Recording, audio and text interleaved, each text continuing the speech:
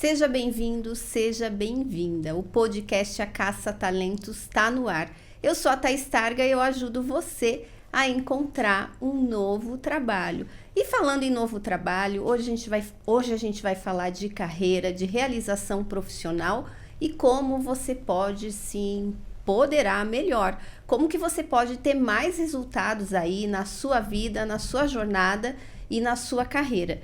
Para isso, eu trago nada mais, nada menos que Elisandra da Mata. Elisandra é uma profissional que tem proeminência na área de recursos humanos. Hoje ela é sócia fundadora do Instituto RH na Prática e da RHP Consultoria. Ela veio lá de Goiânia, né? Veio pegar uma chuvinha, um friozinho em Curitiba.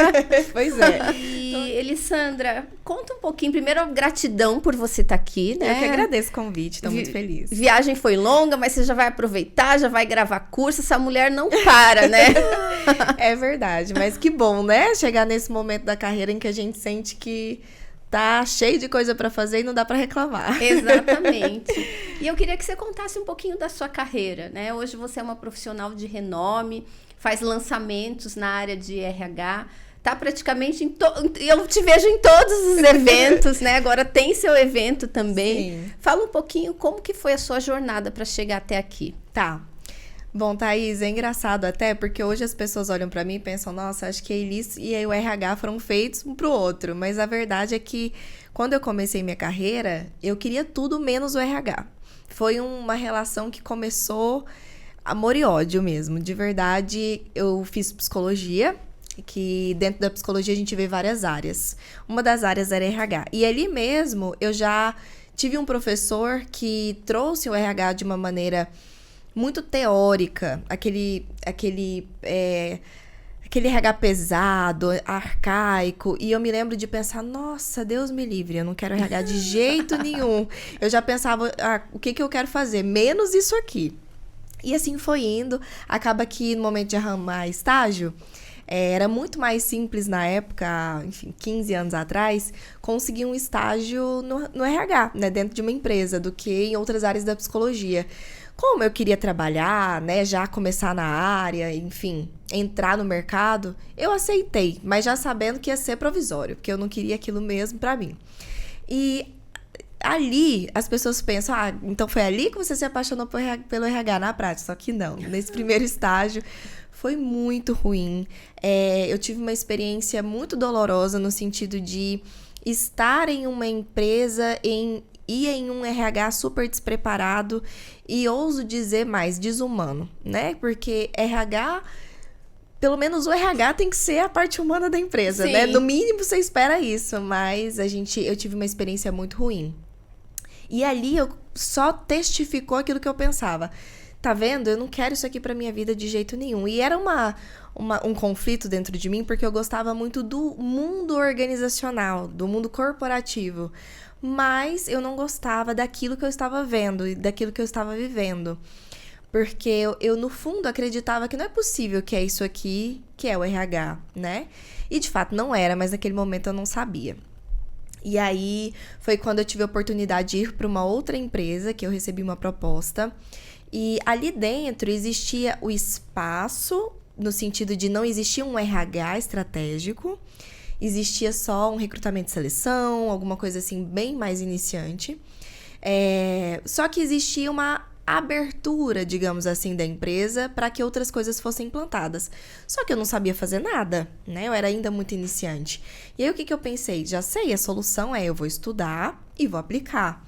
Só que não foi tão simples assim, porque quando a gente estuda, a gente vê muito o que fazer, mas a gente não sabe muito como fazer, né? Eu estudava, via aquele tanto de teoria, aquele tanto de coisa, mas aí na prática eu chegava na segunda-feira e pensava, meu Deus, como é que eu vou fazer isso aqui acontecer? Então foi um processo. Sim.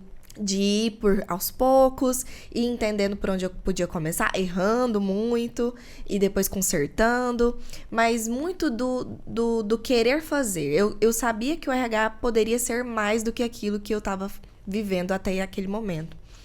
E estudando sobre formas atualizadas de atuar, outros projetos que eu nunca tinha feito na vida, como um plano de cargos e salários, uma avaliação de desempenho, uma pesquisa de clima, aquilo começou a me brilhar o olho, pensar, nossa, isso aqui parece ser uma coisa que eu acredito, né? Que realmente é humana, que realmente envolve as pessoas, faz com que as pessoas possam crescer através do meu trabalho, a empresa possa crescer através do meu trabalho. E ali eu meio que me apaixonei por esse novo olhar que eu tava tendo daquela área. E me empoderei daquela situação de, tá, eu nunca fiz isso, pode ser que eu erre muito, mas se eu não fizer, alguém vai fazer. Sim, E aí a empresa já começou o burburinho de, vou contratar uma consultoria para implantar umas coisas, e eu já levantei a mão e falei, não precisa contratar consultoria, deixa que eu faço. Olha que legal. E na época você já era efetiva na empresa? Eu era analista de RH. Sim. Só que eu era uma analista júnior ainda, assim, né? No sentido de experiência e também de remuneração. E aí eles falaram, tá, meio duvidosos, do tipo, talvez ela não vá conseguir. Sim. Mas me deram a chance ali um tempo, acho que eles esperaram um tempo. E assim eu fui fazendo, fui implantando as coisas, fui mudando ali as coisas ali dentro, envolvendo a liderança, era uma empresa de engenharia, predominantemente masculinos, né? Todos os líderes eram engenheiros, homens. E eu era muito jovem, eu tinha 21 anos, 22 anos. E era difícil para eles aceitarem alguns direcionamentos que eu fazia. Porque é engraçado a gente pensar por que a nossa área de RH é conhecida como também área de gestão de pessoas, né? Porque nós não gerimos diretamente todas as pessoas da empresa, mas os nossos projetos têm o poder de influenciar a gestão das pessoas. Então, querendo ou não, os líderes tinham que seguir os processos de como avaliar, como treinar, como recrutar, com base no que eu RH, né, definia. Sim. Então, em alguns momentos, eu tinha essa dificuldade de fazer eles seguirem aquilo que eu estava dizendo, né? Aquilo que eu estava propondo, e não simplesmente fazer do jeito que eles já faziam. Então, foi um processo de assumir esse lugar, né, de autoridade, onde eles me enxergassem como, não, a Elisandra, ela é especialista nisso, eu não, eu sou especialista na minha área, então, se ela tá falando, eu vou fazer desse jeito. E aí, sim, foi. Eu implantei, deu muito certo, né, no sentido de resultado para a empresa, e dali eu fui só crescendo, aí virei coordenadora, depois virei gerente, e estava sendo treinada para assumir a diretoria da área administrativa. Eu ia ser a única diretora mulher e a mais jovem da empresa. E daí eu resolvo sair da empresa e abrir minha própria empresa. E todo mundo Você gosta de desafio, né? Minha mãe achou que eu tava doida. Ou meu marido, que na época era meu noivo, falou, meu Deus do céu, essa menina não para quieta. E até eu, obviamente, tive muito frio na barriga, muito medo. Mas naquele momento eu entendi que era o que eu precisava fazer, era o movimento de carreira que eu precisava fazer para atingir aquilo que eu imaginava daqui 5, 10 anos para minha vida profissional, né? Eu via a vida dos diretores ali dentro e não era a vida que eu queria ter. E é engraçado a gente pensar nisso, né? Às vezes a gente sonha muito com um lugar e a gente se esquece de olhar para quem já tá naquele lugar para entender se realmente é aquele lugar que eu quero mesmo. Exatamente. Né? E foi isso que eu fiz. Assim, o status era muito lindo, no papel parecia tudo maravilhoso, mas eu olhava para aquela vida e não era a vida que eu queria ter. Então, eu abri minha própria consultoria de RH, vi tudo que eu tinha conseguido fazer ali dentro e comecei a sonhar em fazer isso dentro de outros lugares também, né? Levar isso para mais ambientes. E foi assim que eu fiz, né? A gente já atendeu aí mais de 400 empresas em todo o Brasil, aplicando o RH, esse RH que eu acredito, né? Que é o RH completinho, que conversa entre si, os subsistemas conversam entre si, uma coisa retroalimenta a outra, tá ligada à estratégia da empresa, né? E dali, quando eu tava implantando tudo isso, eu me deparava com muitos RHs dentro dessas empresas, e eles queriam aprender aquilo que eu estava fazendo. Muitos me perguntavam, muitos deles eu acabava mentorando, assessorando, ensinando. E eu percebi que existia um nicho de que os RHs não sabiam fazer aquilo que eu estava fazendo. E aí eu comecei a me lembrar da dificuldade que eu tive no início de encontrar realmente informação prática que me propiciasse viver aquilo, tanto é que eu errei muito. E eu fiquei pensando, nossa, eu posso ajudar os RHs a fazerem isso dentro das empresas que eles trabalham, com muito menos trabalho do que eu tive, muito menos dor, porque eu já percorri esse caminho. E foi aí que surgiu o Instituto RH na Prática. Hoje a gente já formou mais de 6.000 pessoas no mundo inteiro, em mais de 6 países diferentes, justamente nessa técnica de se empoderarem, se valorizarem e aplicarem isso dentro das empresas para contribuir, de fato. Porque o que a gente quer na vida é gerar impacto, né? Sim. E, então, que seja através do nosso trabalho que a gente gera o impacto que a gente quer. E aqui estou eu. Que legal. Nossa, que jornada. E você pode dizer hoje, falando do profissional de RH, qual que é o maior desafio do profissional de RH? Como é que você avalia aí as dores e as delícias também de trabalhar na área? Olha, eu acredito que o profissional de RH, ele sofre desafios internos, dele com ele mesmo, e externos, dele com o mercado. Os desafios internos que eu vejo que a gente sofre como profissional é, primeiro, se valorizar, porque muitas das vezes a gente quer que o mercado nos valorize, mas nós mesmos nos colocamos em um lugar mediano, de aceitar o que vier. Porque nós somos ensinados, desde que a gente entra na área de RH, que RH ganha pouco, que é isso mesmo que tem pra hoje, não é? Nossa, essa profissão... Ainda mais como psicólogo, né? Eu também sou psicóloga, né? Começa já na psicologia. Isso! Nossa, você escolheu um curso que você vai ganhar pouco o resto da vida. É isso. Então, a gente já entra muito moldado a... Tá, eu tô aqui muito mais pelo propósito e tudo mais, mas eu sei que eu vou ganhar pouco, eu sei que eu não vou ser valorizado, eu sei que o ambiente que tem pra mim é limitado. E aí a gente se limita, a gente se coloca nesse lugar de tá ganhando 2, 3 mil, 4 mil e tá ganhando 4 mil, tá achando que tá acima da média e aí acomoda, né? Então, eu vejo muito isso acontecer, tanto no aceitar o mediano, quanto no acabar se tornando um profissional com boa intenção sem técnica. Porque a gente tem muito isso de dar, de doar, né? O RH, o psicólogo, tem muito isso de fazer pelo outro. Mas a gente se esquece de fazer por nós. Do tipo, tá, eu vou replicar alguma coisa aqui dentro pensando no bem da empresa, mas eu sei fazer isso do jeito certo? Se eu não sei fazer, se eu não tenho técnica pra isso, eu dou Ctrl+C, Ctrl+V, que daí é o erro externo que a gente comete. A gente entra lá no Google... Modelo de pesquisa de clima, né? E aí pega um formulário pronto e aplica. Pergunta pro colega, me manda aí o seu formulário de avaliação de desempenho da sua empresa. Aí pega pronto e replica. Sem fazer ideia do que tá fazendo, assim. Que método que aquilo segue? Essas perguntas estão atualizadas? Faz sentido pra minha empresa? Não faz? Então isso acontece, na verdade, eu acredito, em todos os ambientes de trabalho, acho que em todas as áreas. Muitas das vezes a gente quer fazer, mas a gente não sabe como fazer da melhor forma e a gente acaba fazendo de uma forma mais ou menos. E isso é ruim pra gente, porque nós somos as pessoas que estão dando nome àquele projeto. Se o projeto não sai do jeito que tem que sair, não gera o impacto que tem que gerar, é também a sua performance que está atrelada àquilo, né? Você vai ser reconhecido como a pessoa que não gerou resultado. Então, acho que esse é um grande desafio, a gente se capacitar ao ponto de entender o que a gente está fazendo e contribuir, de fato, para a empresa. Porque o RH, ele acaba pensando muito limitado na sua área e acaba não ampliando muito a visão para o negócio. Ninguém ensina a gente de negócio. Ninguém ensina a gente de empresa, metas empresariais, planejamento estratégico, como lidar com liderança, nada disso a gente aprende. A gente aprende a fazer a nossa parte ali, né? Então, mas a nossa parte fora do todo, ela não faz sentido. Eu lembro uma vez, ai meu Deus, essa história é ótima. Eu lá super animada para implantar um treinamento de Excel. Porque os líderes estavam me dizendo que o povo estava ruim no Excel. Nossa, então eu vou arrasar nessa. Coloquei lá um treinamento de Excel na minha pauta de treinamentos do ano.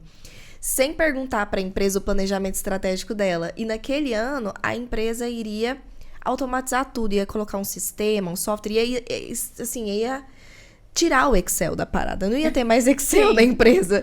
E eu treinando as pessoas em Excel. Então... a visão, às vezes, limitada que a gente tem de não saber para onde a empresa está indo e como que o meu trabalho pode impactar na empresa. E isso é para todas as áreas, acredito eu, né? Eu tô dando um exemplo de RH, Sim. mas toda pessoa trabalha dentro de um organismo muito maior do que ela, que está indo para algum lugar que ela pode contribuir. Então, é sempre pensar para além, né, do que a gente está fazendo. Acho que esse é o grande desafio que a gente enfrenta, assim. E vou te chamar de Elis, que Por favor. Você já se chamou Sim. de Elis, já virei íntima aqui. E o que você acha que um profissional comum, né, de todas as áreas, falando de RH também, pode fazer para se promover melhor, né? Porque a gente fala muito em marketing pessoal, a gente, né, faz tempo que a gente fala disso. Sim. E muita gente torce o nariz, mas aceita que dói menos, porque necessariamente a gente precisa se autopromover. Sim. E o que você fala até para os seus alunos que você pode dividir aqui com a gente? Bom, a primeira coisa que eu vejo que a gente costuma errar muito na hora de se posicionar é a comunicação. Eu vejo pessoas que têm excelentes ideias, excelentes projetos, têm realmente contribuições inovadoras para a empresa, mas não sabe vender a sua ideia. Não sabe fazer com que o outro veja o que ela está vendo. Porque muitas das vezes a gente chega no outro como se aquilo fosse óbvio para o outro, mas não é. É óbvio para mim, porque eu sou especialista nisso, então é para mim óbvio, mas para o outro não é. E muitas das vezes o que é prioridade para mim não é para o outro, no seguinte sentido. O RH tem muito a linguagem do amor, né? Sim.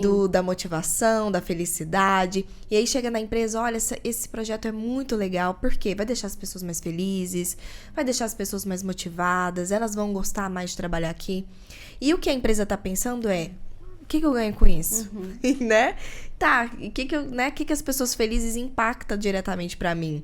Você não tá falando a língua da empresa. A língua da empresa é dados, é número, é indicadores, é fatos, é grana, é uma coisa mais objetiva.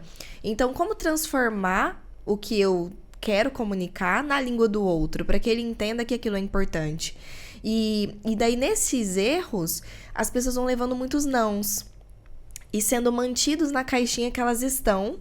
E elas ficam sempre pensando que é porque, ó céus, ó vida, não existe oportunidade para mim, a empresa não me valoriza. E, de fato, naquele momento, ela não está valorizando porque ela não está vendo valor naquilo que você está propondo, né? Valorização vem de valor.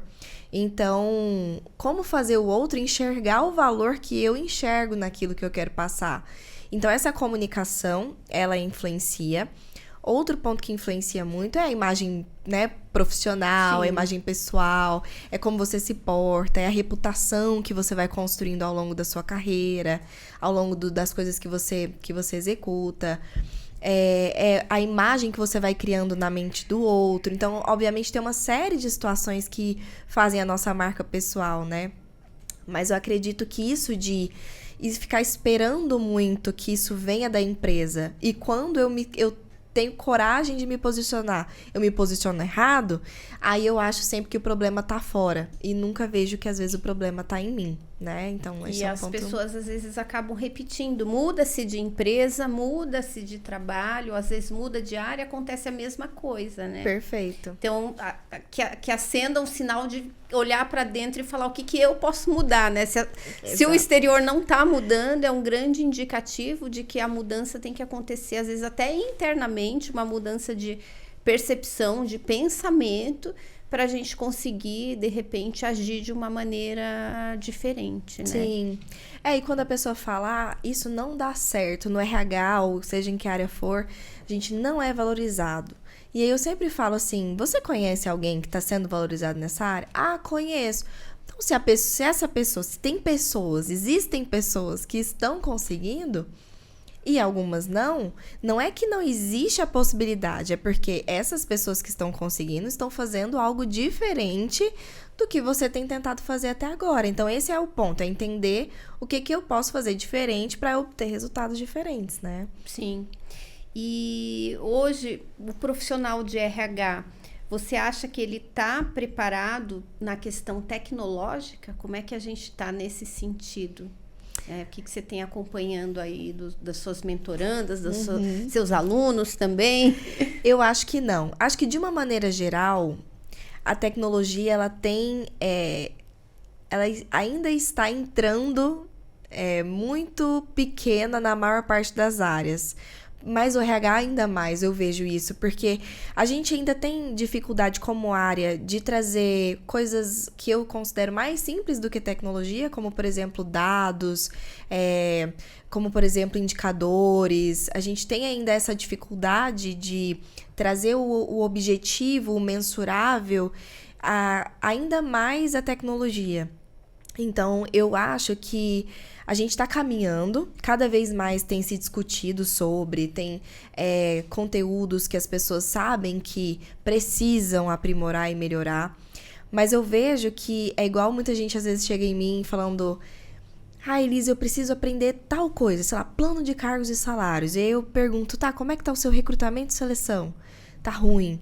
Então, às vezes, a pessoa tá pensando numa coisa maior, um passo maior do que aquele momento que ela tá vendo. Ela precisa primeiro arrumar o que ela tá fazendo para depois acrescentar outras coisas no que ela faz. Então, eu acho que as pessoas são muito ansiosas também de viver tudo de uma vez, de implantar tudo de uma vez, de abraçar o mundo de uma vez, e aí elas sofrem aquela overdose de conhecimento, onde elas ficam buscando, mas não conseguem mudar nada real. E a tecnologia vem muito isso, causa uma ansiedade nas pessoas de, meu Deus, eu não sei nada, e tá todo mundo fazendo, eu tô ficando pra trás. E nessa ansiedade, tenho essa sensação. Eu também tenho. Ainda mais com a inteligência artificial, que todo dia sai uma nova e você pensa, meu Deus, eu ainda nem aprendi aquela e já tá surgindo outra. Sim. E nessa ansiedade a gente trava, a gente paralisa. Então tem que ser um passo por vez, olhar para o que você tá fazendo e ver como eu posso trazer a tecnologia para o que eu tô fazendo hoje ficar melhor. E aí, aos poucos, a gente vai acrescentando novos passos, senão a gente acaba paralisando. É verdade. E para aquele profissional que está na dúvida entre continuar no mercado CLT ou empreender, quais são suas considerações? Nossa, olha, isso é tão particular. Eu mesma cresci dentro de uma família empreendedora, meus pais empreendiam, só que era aquele empreendedorismo que hoje eu chamo de empreendedorismo de necessidade. Sim. Eles não faziam ideia do que eles estavam fazendo, eles só tinham que colocar comida na mesa. Sim. Então, minha mãe vendia lingerie de porta em porta, tinha uma confecção na garagem de casa, meu pai vendia aquelas máquinas Xerox, que hoje nem existe mais. Uhum. E, obviamente, era uma montanha russa de emoções lá em casa, porque tinha mês que tinha dinheiro, tinha mês que não tinha, e aí tinha que sair vendendo as coisas, e eu me lembro de ter crescido pensando, Deus me livre de empreender, eu só quero minha carteira assinada e meu salário pingando todos os meses, quero segurança, né? Porque eu vivia em uma constante insegurança. E também cresci acreditando que existia perfil para empreender e perfil que não dava certo para empreender.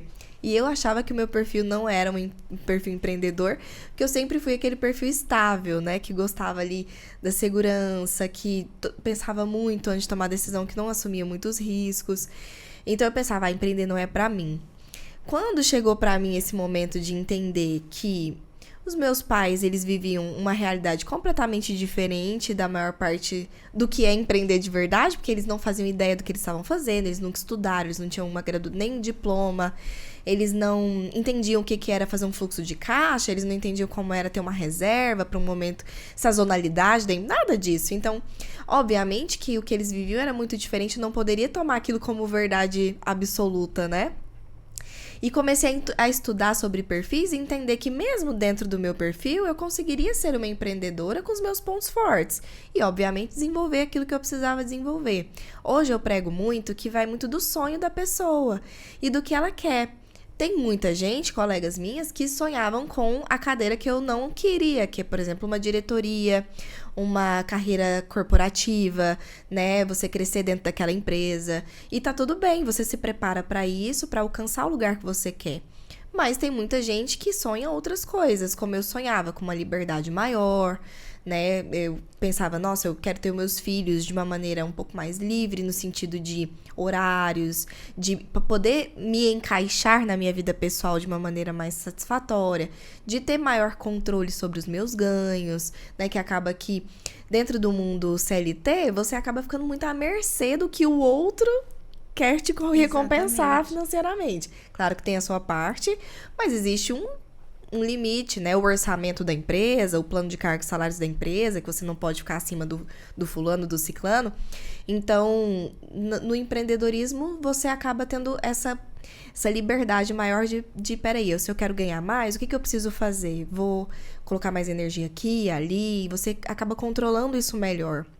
E pra mim era o sonho na época. Então, o que eu digo hoje quando me perguntam isso é tipo, qual que é o seu sonho? O que você enxerga na sua vida pessoal e a vida profissional que se encaixa nisso para daqui 5, 10 anos? Se for o mundo corporativo, então entenda qual é a cadeira que você quer assumir e trabalhe para esse caminho, né? Para que isso aconteça. Se for o empreendedorismo, o que eu posso fazer hoje já para começar a trilhar esse caminho, né? Eu posso começar a fazer uma reserva, posso começar a estudar sobre coisas que ninguém nos ensinam, como, por exemplo, essa parte de administrar uma empresa, né? E ir me preparando para assumir esse lugar, né? Começar conciliando, que foi o jeito que eu comecei, ainda no CLT e nos horários livres ali, pegando um trabalho ou outro, vendo se era aquilo mesmo que eu gostava. Então, acho que existe espaço para todo mundo nos dois lugares, desde que a gente se conheça, saiba nossos pontos fortes, o que a gente tem que desenvolver e os nossos sonhos. E aí, buscar o conhecimento para isso acontecer. Perfeito. E olha que eu também não sonhava em ser empreendedora. Olha só. E um dia eu estava insatisfeita na carreira, né? Eu trabalhava numa universidade e estava viajando, né? Até com meu ex-marido e reclamando. Era todo mundo errado, menos eu. Eu acho que ele não aguentava mais me ouvir falar. Ele falou, escuta, por que você não sai desse lugar e abre uma portinha e vai fazer o que você faz lá e oferece para o mercado? Ai. E eu lembro que eu tava assim com a boca pronta para dizer não para ele, entende? Uhum. E daí eu tive aquele pensamento, e se pudesse dar certo, né? E aos poucos daí fui me preparando, consegui fazer até um acordo ali com a universidade e tal, e comecei a empreender, mas foi uma transformação também. Sim. E tem muita gente com essa crença, né? De Sim. eu preciso nascer empreendedora, eu não tenho uma veia empreendedora, Sim. eu tenho que ter já as competências de um empreendedor. E tem muita gente que pode se transformar, que pode entregar mais para o mercado, e às vezes por ter essas crenças mais limitantes acabam ficando no mundo CLT e deixam de empreender. Total, são as muletas, né? Sim. E uma coisa que você contou na sua história, você falou, e se, né? E se, né? O e se, ele, muitas das vezes, é tudo que a gente precisa. Às vezes a gente não precisa decidir de cara, mas a gente precisa pensar na possibilidade. E se realmente isso faz sentido pra mim ou não faz, né? E aí a gente começa a maturar a ideia melhor. Perfeito. E como que você começou no digital? Olha, veio muito nessa época de querer ensinar, de querer passar esse conhecimento pra frente. Foi quando nasceu o Instituto RH na Prática que eu percebi que para eu conseguir ensinar mais profissionais, eu precisava entrar no mundo digital para atingir cidades, locais que eu não conseguiria estar presencialmente, né? E aí foi um desafio, porque pode não parecer, e eu provavelmente hoje eu já desenvolvi isso muito, mas o meu perfil ele é muito mais introspectivo do que extrovertido, muito mais. Sério? Não muito. Parece. Se eu tô num evento, por exemplo, eu sou a pessoa que fica no cantinho do evento, caladinha, esperando alguém falar comigo. Sim. Eu sou essa pessoa até hoje, mas na época, pra mim, era uma coisa impensável abrir uma câmera e gravar um vídeo ou alguma coisa nesse sentido. Então, foi um desafio de aprender a fazer uma coisa fora da minha zona de conforto, me desafiar. E, mesmo assim, foi um processo muito longo, até pra me acalantar de, tipo... Tá bom assim, não tá bom, porque eu sempre fui muito exigente, mas vai assim mesmo. O feito é o melhor que o perfeito. Eu tentava sempre trabalhar isso em mim. Mas eu me lembro de postar coisas e aí eu minimizava o celular, virava ele de cabeça pra baixo e ficava... Sim. Eu não queria olhar por dias, eu não queria Sim. ver quem tinha curtido, quem tinha comentado, de vergonha. Eu excluía as pessoas que eu conhecia do meu Instagram, tipo, família, amigos, de vergonha deles verem. Sim.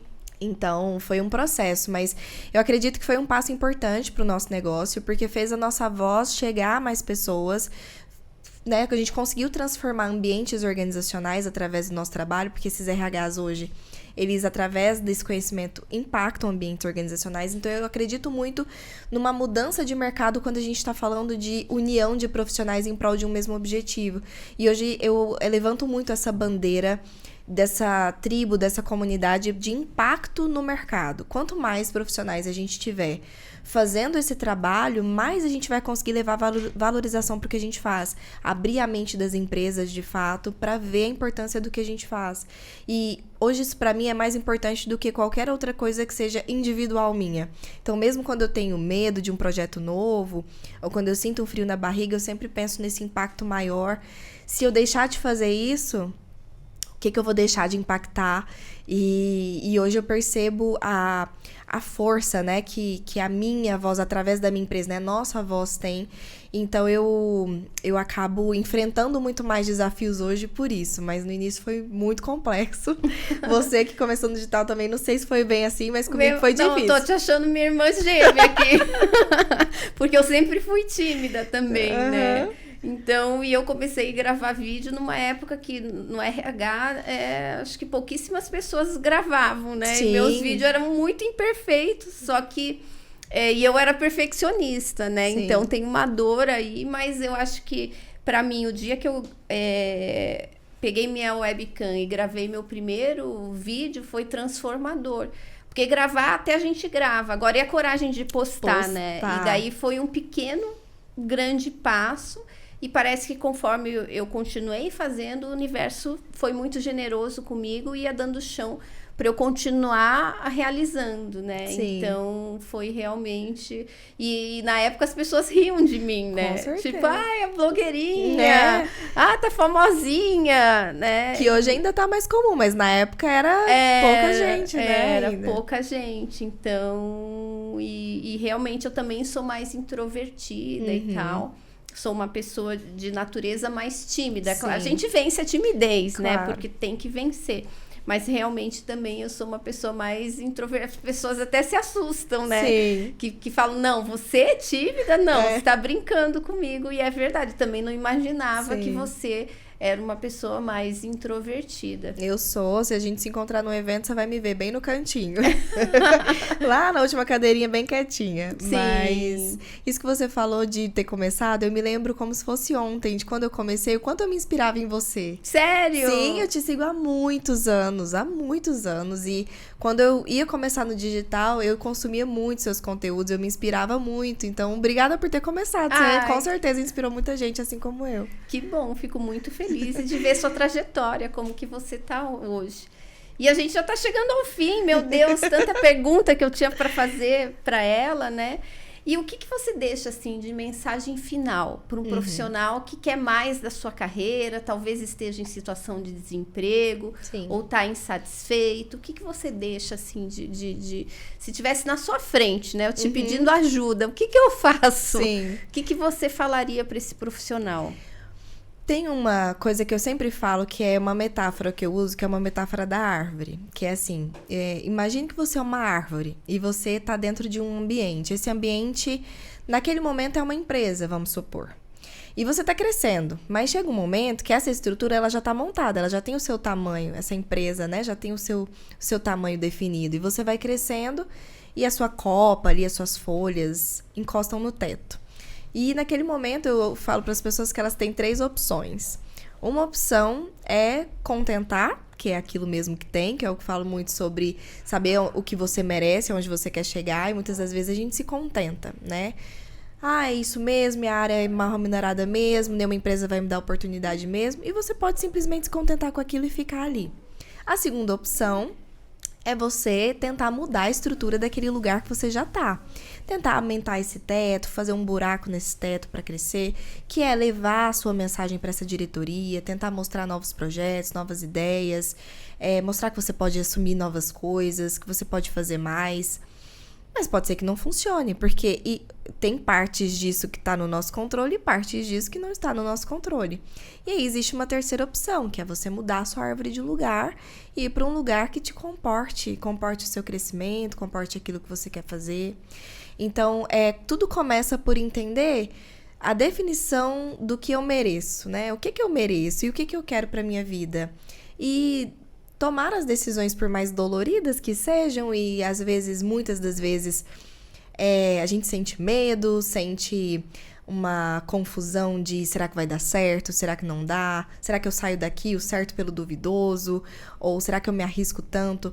Mas é sempre pensando, o que eu tô fazendo hoje vai me levar pra onde eu quero, tá? Daqui a alguns anos? Se não, então é melhor que a gente corra esse risco quanto antes, porque quanto mais a gente espera, mais difícil vai ficando, mais responsabilidade a gente vai tendo na vida, mais a gente vai se tornando uma pessoa paralisada, e quando a gente vê, a gente pensa, nossa, eu queria ter começado há 1, 2, 3 anos atrás, e se alguém tivesse me dito lá isso antes, talvez eu não estaria passando pelo que eu tô passando hoje.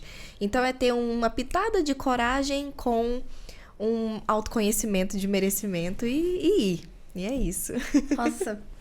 Nossa, essa metáfora é para levar para a vida mesmo. Realmente a mensagem impactou. Liz, gratidão por você ter vindo, ter aceito o nosso convite. Que bom que você veio. Tenho a impressão que a gente vai gravar mais ainda, né?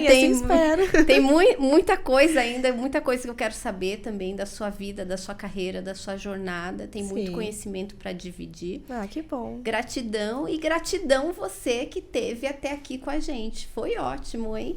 Lembra de deixar seu comentário, deixa dúvidas, sugestões para um próximo vídeo, que a gente está aqui prontinha para gerar conteúdo para você. Um beijo. Tchau, tchau.